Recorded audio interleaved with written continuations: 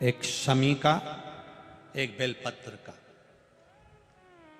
भूल से भी बेलपत्री के पौधे के नीचे से, बेलपत्री के वृक्ष के नीचे से अगर भूल से भी, तुम्हें नहीं मालूम कि यह बेलपत्री का पेड़ है, तुम्हें नहीं मालूम कि यह बेलपत्री का पौधा है, तुम्हें नहीं मालूम कि यह बेलपत्री का वृक्ष है, भूल से भी चलते चलते भी तुम्हारी ट्रैक्टर, तुम्हारी ट्राली, तुम्हारी गाड़ी, तुम्हारा बक्खर, तुम्हारा बेल, तुम बेलपत्री के पेड़ की छांव में से भी अगर निकल कर चले जाते हो तो दिन भर में अगर 100 पाप भी हो जाते हैं तो पल भर में धुल जाते हैं।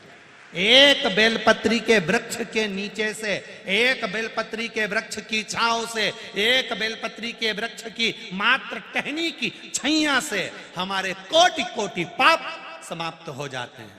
आप सबसे इस कोटेश्वर धाम की पावन धरा से एक निवेदन करना चाहूंगा, पूरे आस्था चैनल के श्रोताओं से, फेसबुक यूट्यूब के श्रोताओं से, और जितने लोग यहाँ कथा सुन रहे हैं, बारिश का समय आए तो एक बेलपत्री का पेड़ बड़ा कर कर उसको कहीं रोड के किनारे अवश्य लगाओ। कोई निकल कर जाएगा, उस पे छांव पड़ गई तो उसका कल्याण हो जाएगा। वृक्षारोपण में बेलपत्री का वृक्ष अवश्य लगाइए। 2 वृक्ष की छांव और 2 वृक्ष का दर्शन हमारे जीवन को सुख दे जाता है। एक बेलपत्री, दूसरा शमी का पौधा। शमी का वृक्ष तुम्हारे घर में बड़ा मत लगाओ, पर शमी का पौधा जब तक तुम्हारे इस हाथ की आकृति का रहे, उसमें से तुम पत्ती तोड़ो मत तोड़ो, उसमें से कुछ तोड़कर तुम शिव जी को चढ़ाओ मत चढ़ाओ, भले तुम बाहर जाकर टूटा हुआ लेकर आ जाओ, पर घर के बाहर, घर के कमरे में नहीं, हॉल में नहीं, घर के अंदर नहीं।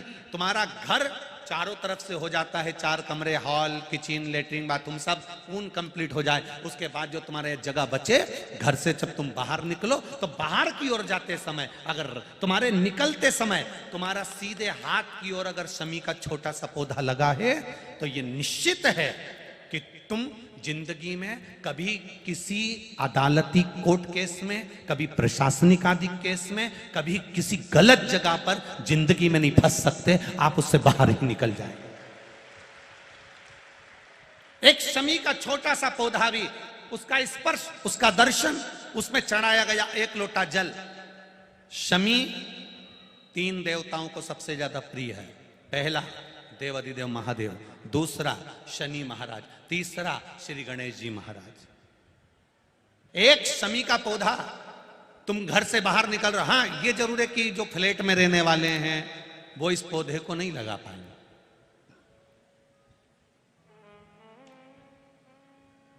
क्योंकि जब दरवाजे से निकलते हैं तो अंदर गच्ची होती है, गैलरी होती है, तो कैसे लगाएं घर के बाहर। हाँ, आप डायरेक्ट निकल रहे हैं और आपका पौधा घर के बाहर लगा हो तो बात दूसरी, छोटा सा गमले में, ज्यादा बड़ा नहीं, छोटा सा। ज्यादा बड़ा हो जाए तो उसको कहीं और लगवा दो, छोटा। घर से निकलते समय सीधे हाथ पर अगर शमी का पौधा, आप निकल रहे हैं और आपका राइट हैंड है, सीधा हाथ है, घर के बाहर शमी का पौधा है, प्रतिदिन का अगर आपका नियम बन गया कि शमी को देखकर घर से बाहर निकल रहे हो, जिंदगी में कभी कांटे तुम्हारे जीवन में आ ही नहीं सकते, कोई रोड़ा आएगा ही नहीं, बढ़ जाओ। यही रह गया। शमी में शनि भी है, शमी में गणेश भी और शमी में शिव भी है। कोस ब्राह्मण राजा रघु के पास जाकर कितनी स्वर्ण मुद्रा मांगे थे? बोलो बोलो जम के, 14 करोड़। और उनके गुरु वर्तंतु ऋषि ने मांगी थी कि मैंने तुझे पढ़ाया है तो मुझे 14 करोड़, जो तूने विद्या अध्ययन करी है उसकी शिक्षा हेतु 14 करोड़ सोने की मुद्रा मुझे ला कर दे। और कोस ऋषि की आंख में जल था, राजा रघु के पास चले गए थे। वो रघु जिनका आज तक नियम लिया जाता है कि रघुकुल रीत सदा चली आई, प्राण जाए पर वचन। 14 करोड़ कैसे दूंगा मैं आपको? अभी तो मैंने 3 दिन पहले यज्ञ करा है, बड़ा यज्ञ हुआ, समापन हुआ, पूरा कोष उसमें समाप्त हो गया। अब मेरे पास इतना नहीं बचा, 1,000 मांग लो, 5,000 मांग लो, 10,000 मांग लो, 20,000 सोने की मुद्रा दे देता हूं। 1 करोड़ भी अगर सोने की मुद्रा मांगते हो तो दे देता हूं, पर 14 करोड़ सोने की मुद्रा कैसे दूंगा? 14 करोड़ सोने की मुद्रा मेरे पास नहीं।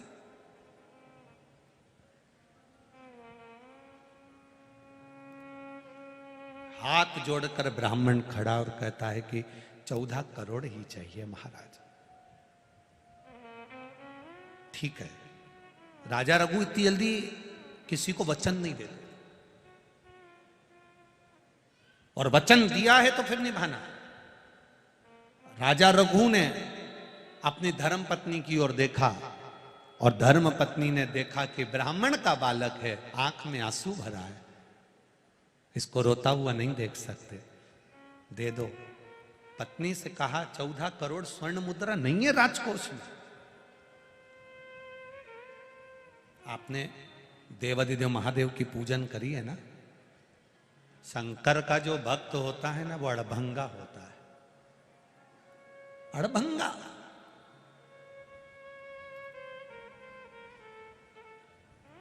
शिव का जो भक्त है वो अड़भंग है। थोड़ा बहुत नहीं देता वो।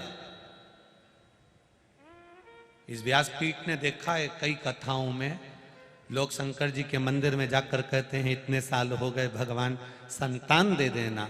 भगवान जब भी देता है 1 की जगह 2 दे देता है।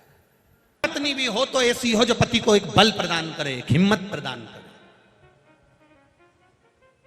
कई धर्म पत्नियां पति को बल नहीं देती, बल्कि उनका बल, तुमसे कुछ नहीं बन सकता, तुम ये कार्य नहीं कर सकते, तुम ये नहीं कर सकते, तुम वो नहीं कर सकते, उसको बल विहीन कर देते। धर्म पत्नी पति को बल प्रदान करे। पहले एक नियम चलता था राजघरानों में, पति अगर युद्ध करने के लिए जाता था तो धर्म पत्नी तिलक लगाती थी और तलवार का तिलक लगाकर पति के हाथ में देती थी कि जाओ और जीत कर आओ। अब सौंप दिया इस जीवन का सब भार तुम्हारे हाथ। उसमें घबराना क्या है? राजा रघु ने धर्म पत्नी का कहना माना और वचन दे दिया, ब्राह्मण देवता कल शाम के समय प्रदोष काल में आना, मैं आपको 14 करोड़ स्वर्ण की मुद्रा दे दूंगा। ब्राह्मण आंख के आंसू पोंछा, प्रणाम किया, जय हो महाराज आपकी, धन्यवाद। 14 करोड़ सोने की मुद्रा आप दे रहे हैं, धन्यवाद, साधुवाद है आपको, बहुत बहुत साधुवाद है आपको। जय जयकार करता हुआ ब्राह्मण चले गया। चिंता में पड़ गए राजा रघु, 14 करोड़ सोने की मुद्रा कहां से लाऊंगा?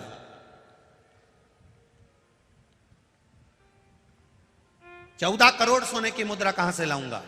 और इतनी मुद्रा किसी आसपास के राज्य में भी नहीं है कि किसी राजा से लेकर जाऊं, किसी प्रजा से लेकर जाऊं। किस राजघराने में जाकर मैं 14 करोड़ सोने की मुद्रा लाऊंगा? धर्म पत्नी ने कहा, जरूरी है कि आसपास के राज्य में आक्रमण करोगे और सोने की मुद्रा लाओगे?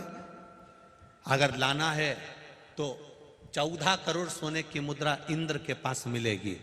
अभी तक नीचे आक्रमण करा था, अब की बार ऊपर आक्रमण करना है। घबराना नहीं है। इंद्र, अरे राजा रघु कह रहे हैं अपनी धर्मपत्नी से, इंद्र, हाँ तो क्या हुआ? शिव का नाम लो, हर हर महादेव का एक नारा लगाकर टूट पड़ो। और राजा रघु ने तुरंत इंद्र के ऊपर आक्रमण करने की तैयारी कर ली। सेना तैयार, तब तैयार, बल तैयार। पत्नी के कहने पर आज राजा रघु देवादिदेव महादेव की आराधना कर कर जाने लगे।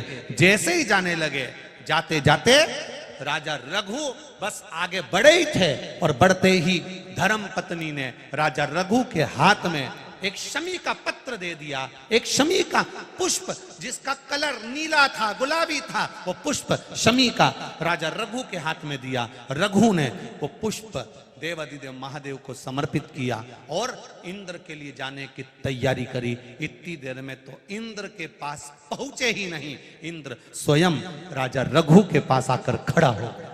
स्वयं इंद्र आ गया राजा रघु, स्वयं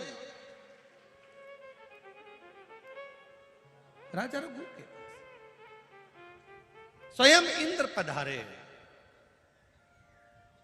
स्वयं इंद्र राजा रघु के पास। रघु, आप कौन? इंद्र। मैं तो आप ही के पास आ रहा था, आप ही के पास पहुंच रहा था। कैसे आना हुआ? इंद्र ने कहा तू आक्रमण मत कर, तुझे 14 करोड़ सोने की मुद्रा चाहिए ना।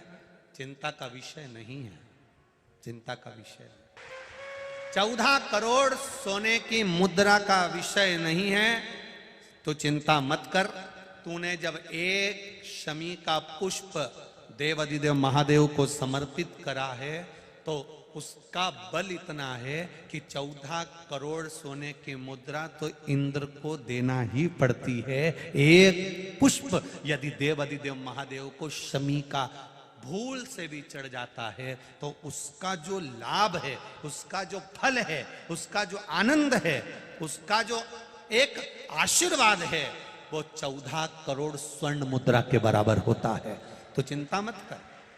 भगवान इंद्र ने उसी समय कुबेर को बुलाया, शमी के वृक्ष पर उसको बिठाया और बिठाकर शमी के वृक्ष से 14 करोड़ शमी के वृक्ष से स्वर्ण मुद्राएं प्रदान करवाई। वो स्वर्ण मुद्रा 14 करोड़ जब प्राप्त हुई तो कोस को दी गई। कोस ब्राह्मण ने उन मुद्राओं को ले जाकर वरतंतु ऋषि को दिया। वरतंतु ने वो मुद्रा पाकर पुनः राजा रघु को प्रदान कर दिया। राजन, मुझे तो केवल इस शमी की महत्वता को जानना था, इसलिए मैंने ये लीला रची थी। आपसे निवेदन है, जिंदगी में प्रयास करना, जब जब कहीं ऐसा तुम्हें महसूस होने लगे, जब जब तुम्हें ऐसा लगने लगे, ऐसा लगे आपको,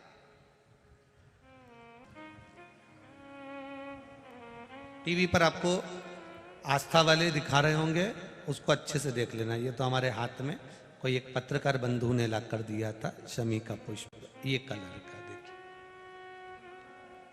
हाँ, आप ही लाए थे उसको, साधुवाद था आपको। तो ये शमी का पुष्प है।